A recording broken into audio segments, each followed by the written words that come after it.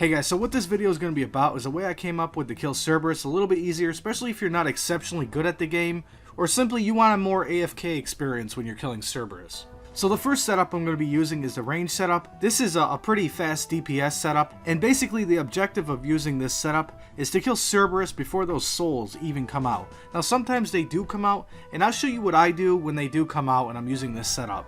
So you're going to want a pretty decent prayer bonus, and also pretty good like offensive bonus. So this is the gear I chose to use: 167 range bonus, 10 prayer bonus. You might want to focus on a little bit more prayer bonus if you don't have 99 prayer. So you might want to swap out this assembler for a range cape if you have one. And also if you can afford Armadillo, go ahead and buy that as well. And this might actually apply to a broader group of people. If you want a setup that's really cheap, say you just got cleaned, the two items that you'd want to eliminate out of this set of gear that I'm wearing is the Necklace of Anguish and the Ring of Suffering. These are both about like 14 mil or something like that. So it's like 28 mil less you'll have to spend on this setup. Now currently Toxic Blowpipe's at an extremely high point right now, and so are the scales. The Blowpipe's about 5 mil right now. And if you want to use a crossbow for the entire kill, that also works. But even better, starting a kill with a few Ruby Bolt specs, hitting a couple hundreds. I think the first hit is 100, and then you hit a 90 or something like that. And then when the HP of Cerberus gets down to like 2/3, you want to stop using the Ruby Bolts and then go into your Blowpipe. And if you can't afford a blowpipe, use a crossbow with dragon bolts. Definitely a lot better than diamond bolts. About the same price currently too. I should actually mention that bracers are probably better than using Barrow's gloves, because all you're sacrificing is one range attack bonus, but in turn you get one prayer bonus. So that one prayer bonus is definitely more effective than one single range bonus. So the way I always do this is before I go to Cerberus, what I do is eat an angler to get 121 HP. Then I use a super defense because all I'm doing is range potting, I'm not brewing right away. Antidote because there are poisonous spiders on the way. And then one single stamina so you don't run out of energy while you're running there. Now this isn't meant to be a thorough guide, so I'm just going to show the shortcut that I use to get there. Basically you don't really need combo food, but it's nice to have a few. You want to focus on food that heals the most.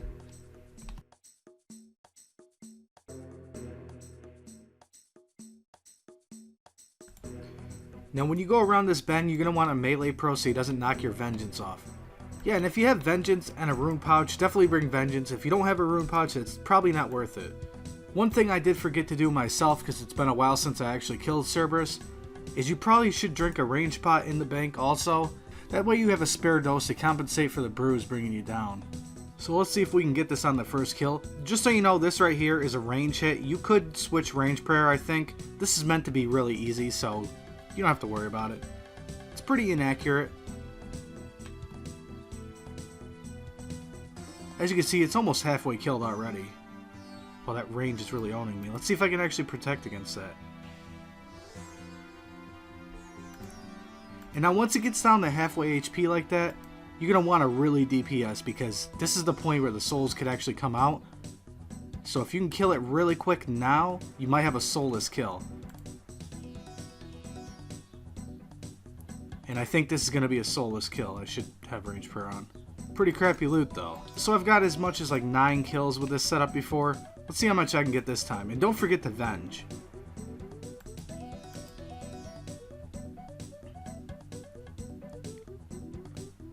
Now you can't expect to get those soulless kills very often, but when you do, it's basically a supply free kill. Oh yeah, what I should have also done, in fact, well, it's too late now, but what you should do after every single kill is before you start the kill, you want to eat up. You want to get the full HP before it even starts. Now, I'm probably going to... Ooh, man. Okay, I almost died there. See, I need to keep my HP a little bit higher. Especially if you're a hardcore, you want to keep your HP as high as you can.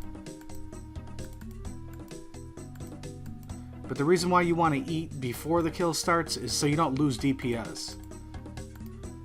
And also, when the souls are about to come out, you want your prayer to be really high as well. Okay, so I kind of messed my brews up. I kind of overbrewed, so I'm going to wait until my prayer gets a little lower. You don't really have to worry about the souls coming out until the HP bar gets about halfway. A little bit less than halfway, and the souls can potentially come out. Now this is the point in time where you want to DPS as much as possible, so if you can avoid eating at this point in time, go ahead and do that. If you have to eat, go ahead and eat, but if you can avoid getting those souls completely, you're going to be in the clear. Now we got the soul, so what we want to do is, you could potentially kill it, but it's way too high HP to even think that I can kill it. So you're going to want to spam eat.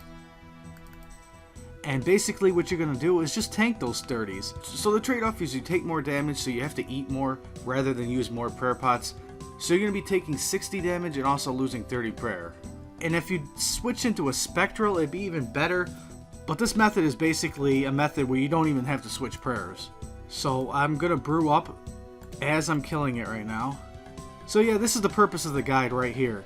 Is when the souls come out, you're just going to simply tank them. You're not going to have to worry about prayer switching. So the objective of this video is to show you that you don't actually need a spectral and you don't actually need to switch prayers. All you're going to have to do is eat a little bit more. So the logic behind this is if you do get your prayer off, you do switch all 3 prayers perfectly, it's going to remove 30 prayer if you don't have a spectral and 15 if you do.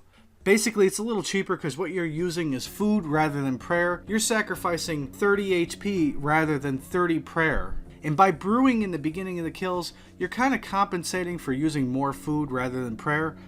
And brews are a lot cheaper than restores. So this is where it's going to all start to make a little bit more sense. So the way I discovered and kind of formed this method of killing Cerberus is my biggest problem with killing Cerberus is I could get all the prayers correct. But the thing is, sometimes during those souls, you get the fire under your feet and it starts doing a lot of damage at the exact same time. And I personally wasn't able to move and get all the prayer switches perfectly.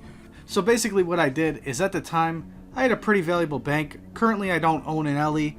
But what I found out was rather than switching prayers for every single one of the souls, you just keep the Mage Protect up at all times. And what's going to happen when you're just camping Mage Prayer and you're wearing an Ellie, when the Mage Ghost hits, it's going to remove that 30 prayer. And then you're going to have a 2/3 chance of those 30s that you would have got hit with being only a 22. So using an Ellie in this way, in comparison to using a Spectral and getting every single prayer correct when the ghosts come out, you're going to be losing a total of 45 prayer and 0 HP when you're using the Spectral properly.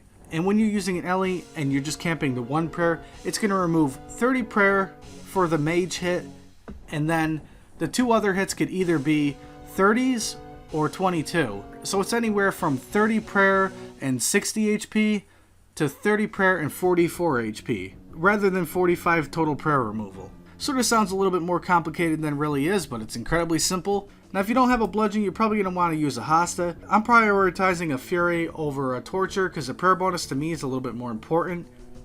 And considering I'm bringing Guthans, to save a little space, just wear the Guthans. Bandos is really not that great. It's only 6 strength bonus. Obviously if I had an Inferno Cape, I'd wear it. If you have one, you should. And if you have Vengeance plus a Rune Pouch, you're going to want to bring Vengeance as well. And SGS is very important too. And if you don't have an SGS, I would choose like a DPS spec, say Claws, DDS, Sea Halley. Now personally, I feel like if you're using a 2-handed weapon, it's better to use a 2-handed spec weapon, like the Sea Halley or the Claws. Now if you are using a Hasta, then the DDS might be a better option. So instead of bringing 4 brews, I feel like bringing 2 brews is a little bit better with this setup. But basically what you want to do is get as high HP as you can with the Guthans in the beginning of the kill. That way, when the souls do come out, you don't have to eat.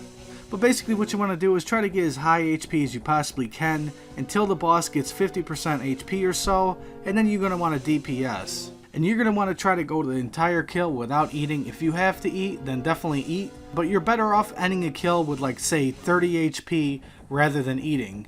There's a very high chance that you'll be able to heal the full HP on the next kill. So with the melee setup, you're going to basically want to do the same exact thing. Eat an angler, drink an antidote, drink a combat potion, then drink a stamina. Always keep your preserve on also.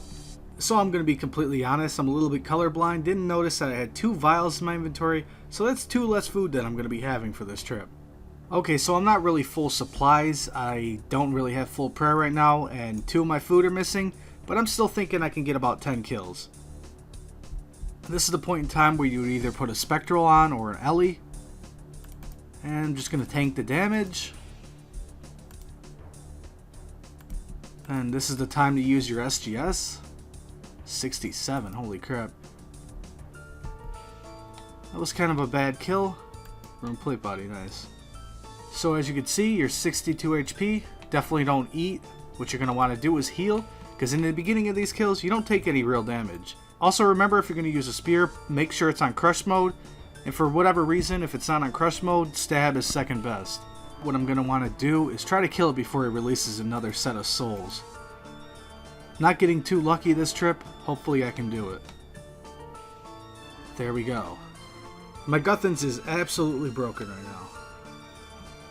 There we go. First heal of the trip. Definitely not going to be able to kill this before the souls come out. Now rather than eat, I'm going to want to kill it. And then just simply heal up to full next kill. I almost forgot I had an SGS with me. That's pretty funny. Going to want to put it on crush mode before you spec.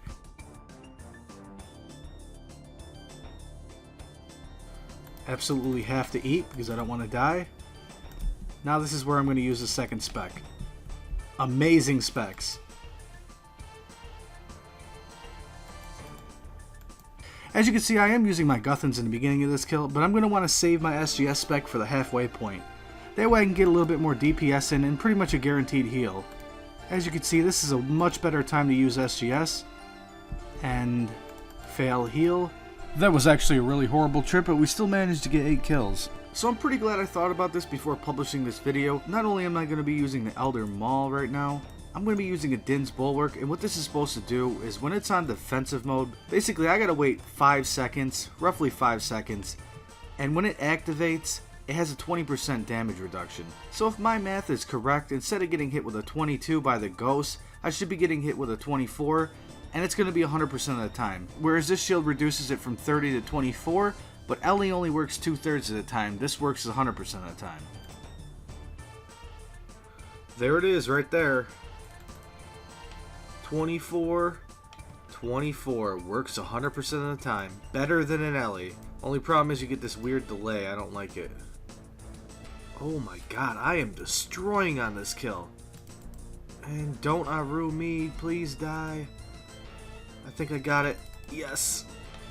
So I really hope this video was entertaining, maybe a little bit educational. Hopefully it wasn't like really mundane, you didn't know most of this stuff. And even more important, I hope this actually helps somebody, because I actually do kill Cerberus like this myself. I definitely am capable of killing it the proper way, but this pretty much avoids all deaths. Once in a while I do die, but it's usually when I'm risking it. And like always, check out the CC Nocturnal RS, pretty good people in here, and it's usually active 24/7. Sometimes there's less people in it, sometimes there's more. So if you need a really non-toxic CC to chill in, drop in, say hi. It has been a few days, but I still have to give away that last 1 mil. So in order to win that 1 mil, what I ask for is just a comment saying what you like about my videos, which videos do you prefer. And my buddy Jacob said he really likes the Clue videos. He's been a member of the CC for a long time. I've known him for a couple years now. So he's never won a 1 mil from Money My Giveaways, so I'm going to pick him to win the 1 mil. So I'm going to be giving away another 1 mil for this video. I want to hear in the comments, do you think I'm going in the right direction with this PVM Made Easy series that I'm doing? Is this actually helpful to anyone? Did anyone actually learn anything from this? I want to hear in the comments if these videos actually were able to help anyone, or do you think these methods of killing this is kind of nonsense? And I'm not going to be really biased when it comes to picking the winner. I'm just going to pick the name out of a hat. So stay tuned in. See you guys in the next one. Peace out.